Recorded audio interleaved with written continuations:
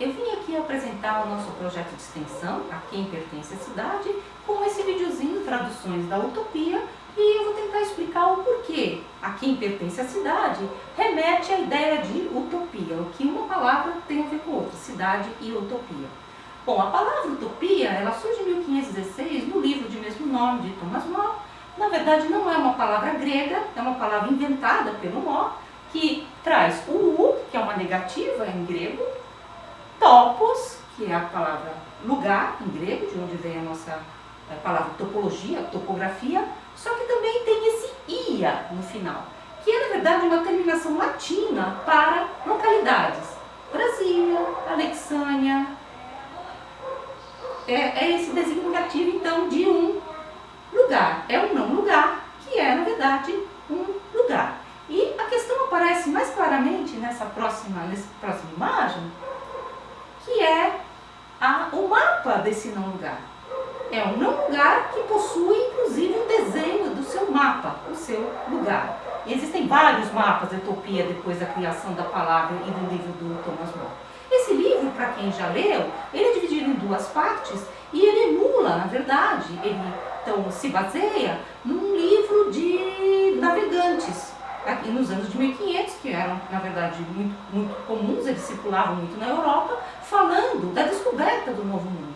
Então a ideia do Thomas More é fazer uma espécie de paródia desses relatos de viajantes, e inclusive uma das personagens, a personagem que narra esse lugar, Utopia, é um viajante português, mostrando, portanto, esse outro lugar, refletindo os problemas da Europa nesse lugar que não é a Europa e onde a gente pode, por exemplo, passar a Europa a limpo.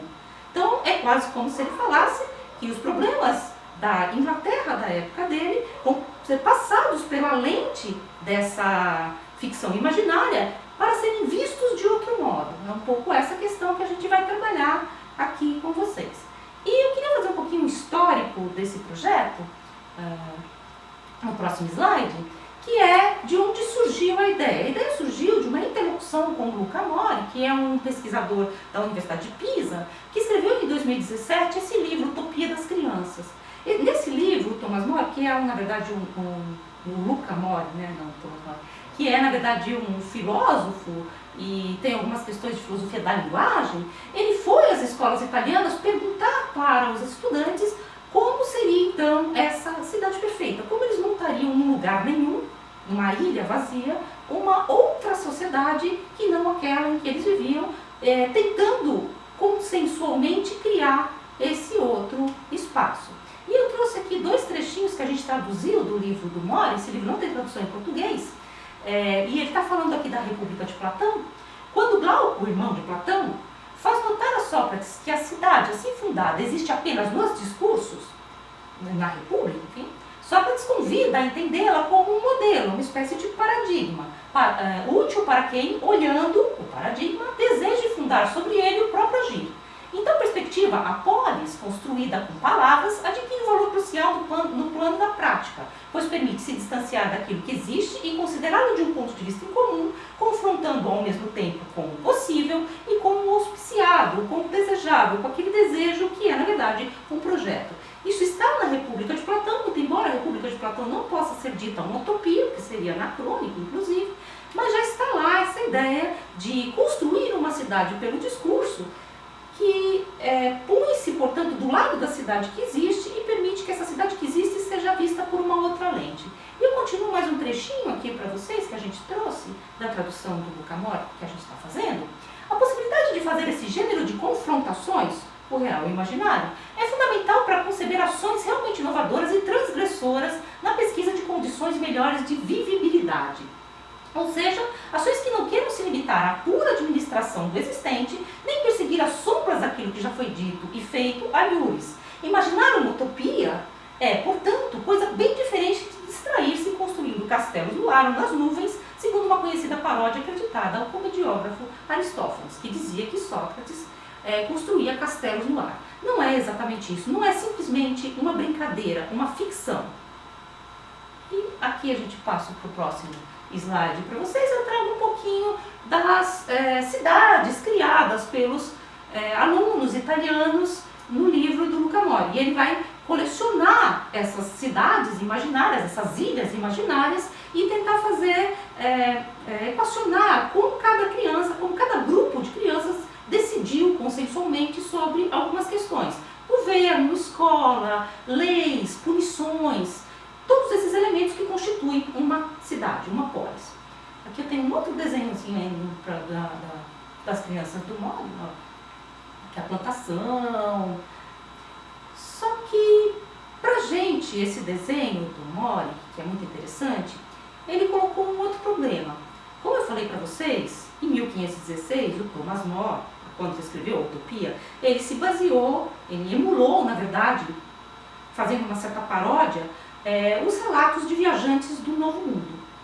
Os relatos dos viajantes dessas ilhas vazias, esses lugares nenhum, em que a Europa ia passar-se a limpo. Só que para nós, que somos a ilha de Veracruz, a ilha de Santa Cruz, hoje tem nome Brasil, ficaria muito complicado pensar essa ideia. E uma outra questão ainda, Brasília também foi pensada nessa ideia de utopia de que ela veio ocupar lugar nenhum.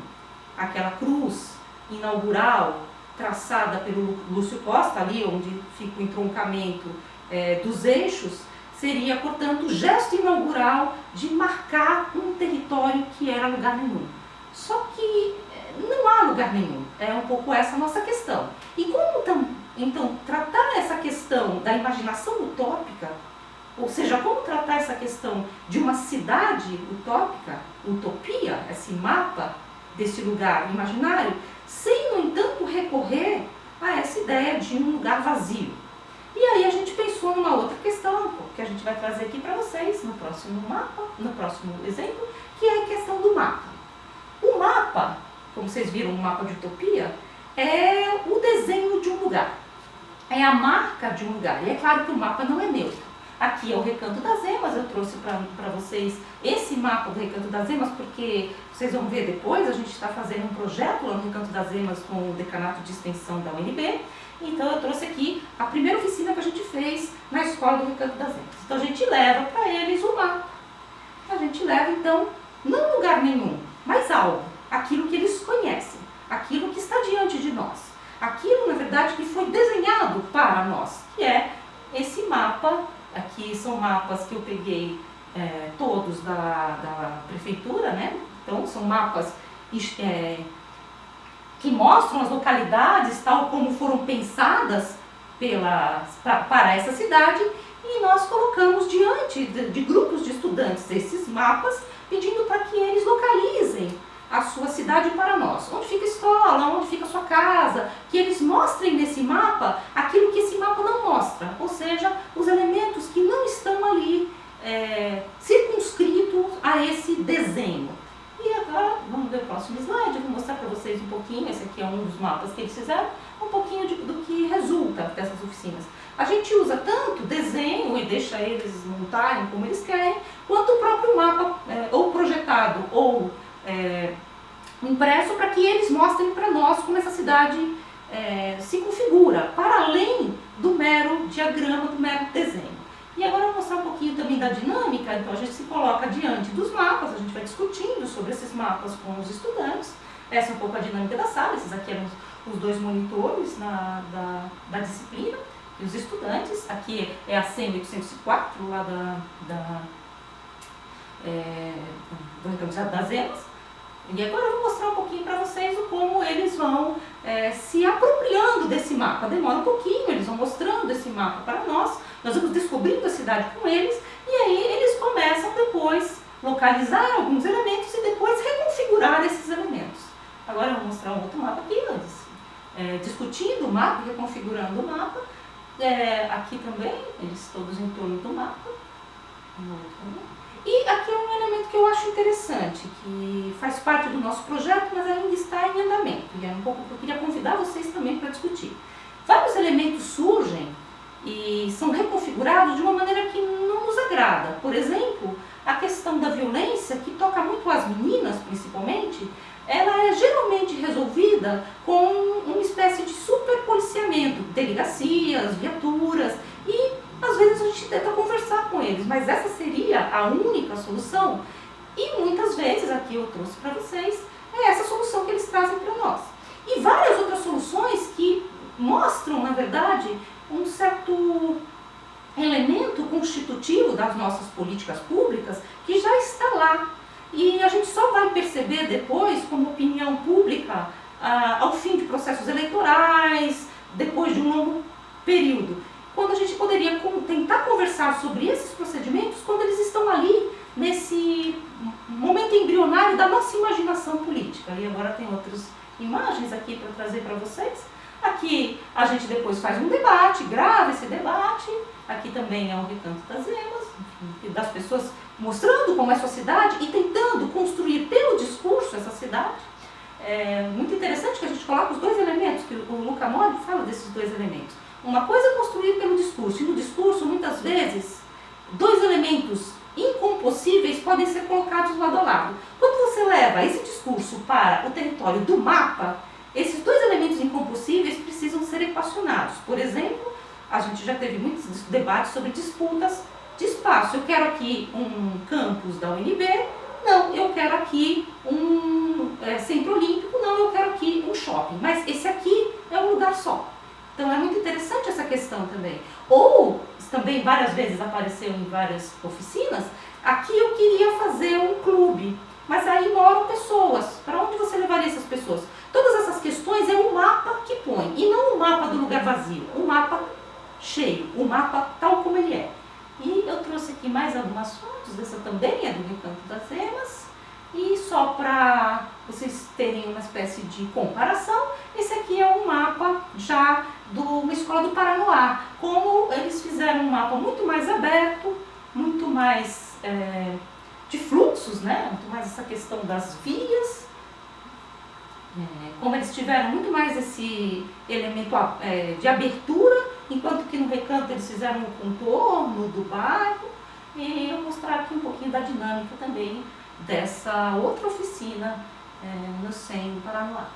E aqui tal como eles trabalham juntos, eles sobem na cadeira, um pouco esse elemento da dinâmica da sala de aula. E a última imagem aqui, como eles configuram esse exercício.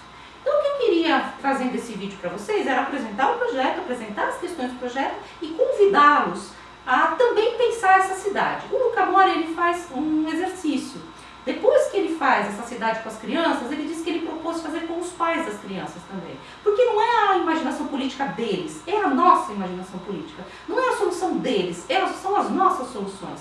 Então eu queria propor que vocês que estão assistindo e estão participando da Semana Universitária, enviem para nós elementos para constituir essa cidade. E nós vamos depois devolver para vocês um produto